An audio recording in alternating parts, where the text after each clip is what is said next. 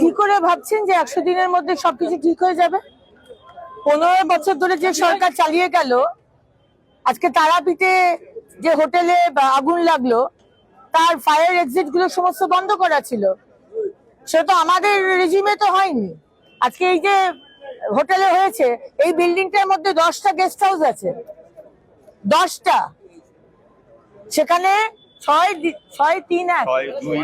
6জন mail, 2জন female আর একটা বাচ্চা আপাতত বডি যেটা পাওয়া গেছে।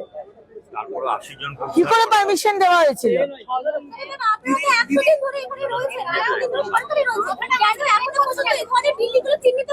চিহ্নিত করা সম্ভব নয়। 100 দিনের মধ্যে প্রত্যেকটা সারা পশ্চিমবঙ্গ ছেড়ে দিলাম, কলকাতার মধ্যে কে 2 নম্বরই করে ট্রেড লাইসেন্স নিয়ে একটা বাড়ির মধ্যে 10টা গেস্ট হাউস চালাচ্ছে? এটা সম্ভব নয়। ইট টেকস টাইম। আমি তো সিএসসি কে বলবো, সিএসসি তো দিয়েছে কেন? এখানে তো ওভারলোডিং হয়েছে, যেটা আমার পুলিশ এবং ফায়ার ব্রিগেড বলছেন। সিএসসি কি করে পারমিশন দিল? সিএসসি পদক্ষেপ হচ্ছে, আজকে একা আপনি বলে যাবেন না, আপনি একা বলার আপনার কোনো অধিকার নেই। Let others speak also.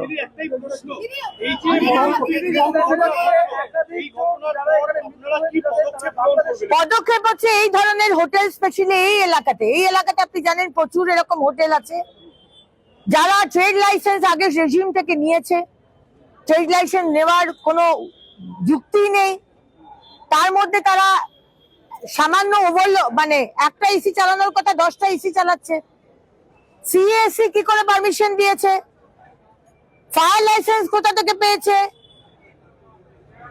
এগুলো তো দেখার কথা। 80 জনকে বাঁচানো হয়েছে, 9 জনের মৃত্যু হয়েছে, 80 জনকে বের করা হয়েছে রাত্রি 2টোর সময়।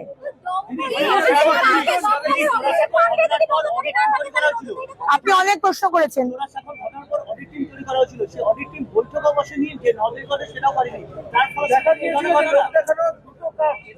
15 বছর ধরে কোনো অডিটও হয়নি, আর কোনো অডিট টিম সেই কাজও করেনি।